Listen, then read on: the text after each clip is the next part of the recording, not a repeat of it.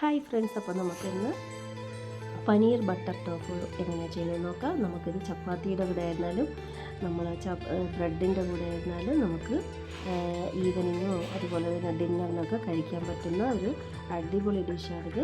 അപ്പോൾ നമുക്കിത് എങ്ങനെയാണ് ചെയ്യുന്നത് നോക്കാം. അതിന് നമുക്ക് കുറച്ച് പനീർ എടുക്കുക. അതിലേക്ക് 1 ടീസ്പൂൺ കോൺഫ്ലവറും 1 ടീസ്പൂൺ കാശ്മീരി മുളക് പൊടിയും കൂടെ ചേർത്ത് നല്ലപോലെ ഒന്ന് മിക്സാക്കി വയ്ക്കുക. ഒരു നുള്ളു കൂടെ ചേർത്ത് ഒന്ന് മിക്സാക്കി വയ്ക്കണം. 2-3 മിനിറ്റ് കഴിഞ്ഞിട്ട് ഒന്ന് പാൻ അടുപ്പത്ത് വയ്ക്കുക.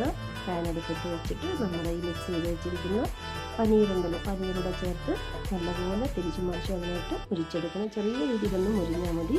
പിന്നെ അതിന് വേണ്ട മസാലകളാണ് ഇതൊക്കെ.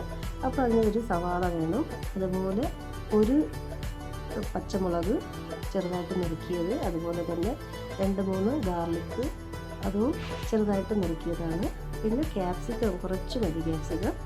അപ്പോൾ ഒരു ചട്ടി അടുപ്പത്ത് വെച്ചിട്ട് നമുക്ക് ബട്ടർ ഒഴിക്കി വെക്കാം. ഇതിൽ ബട്ടറാണ് ഫുള്ള് ചേർക്കേണ്ടത്. പിന്നെ കൂടുതൽ ഗാർലിക്കും വേണം. പിന്നെ നല്ലപോലെ ഈ കൊത്തി എറിഞ്ഞ സവാള അങ്ങോട്ടും ഇങ്ങോട്ടും നല്ലപോലെ ഇളക്കി കൊടുത്തുകൊണ്ടിരിക്കണം.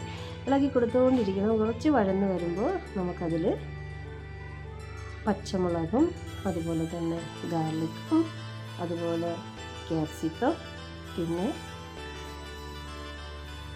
എന്നിട്ട് നല്ലപോലെ ഒന്ന് ഇളക്കി കൊടുക്കണം. ഇളക്കി ചെറുതായിട്ടൊക്കെ വഴന്ന് വരുമ്പോൾ ഒരു നുള്ളുപ്പും പിന്നെ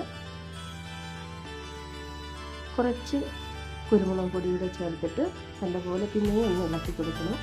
ഇതെല്ലാം മസാലയുടെ മണമൊക്കെ പോയി വരുമ്പോൾ നമുക്ക് മല്ലിച്ചപ്പൂടെ ഇട്ട് കൊടുത്ത് ഒന്നുകൂടെ നമുക്ക് നല്ലപോലെ ഇളക്കി കൊടുക്കണം.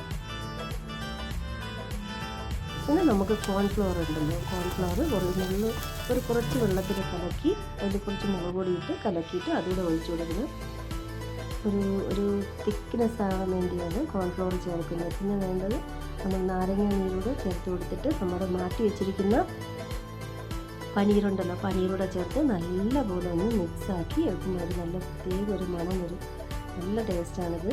എല്ലാവരും ഒന്ന് ട്രൈ ചെയ്ത് നോക്കുക.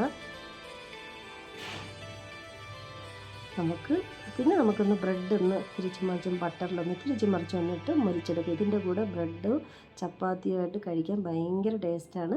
എല്ലാവരും ഒന്ന് ട്രൈ ചെയ്ത് നോക്കുക. നമുക്ക് രാത്രി ആയിരുന്നാലും ഈവനിങ്ങിനും നമുക്ക് കഴിക്കാൻ പറ്റിയ ഒരു അടിപൊളി ഐറ്റംസാണ്. വളരെ എളുപ്പമാണ്, ചെയ്യാനും വളരെ എളുപ്പമാണ്. ഹെവി ആയിട്ടുള്ളൊരു ഫുഡുമല്ല, ഡയറ്റുകാർക്കൊക്കെ പറ്റിയതാണ്. ഞാനിപ്പോൾ ബ്രൗൺ ബ്രെഡല്ല എടുത്തിരിക്കുന്നത്, സാദാ ബ്രെഡാണ്. അപ്പോൾ എല്ലാവർക്കും ഇഷ്ടപ്പെട്ടിട്ടുണ്ടെങ്കിൽ ഒന്ന് ലൈക്ക് ചെയ്ത് ഷെയർ ചെയ്യുക. അപ്പോൾ താങ്ക് യു.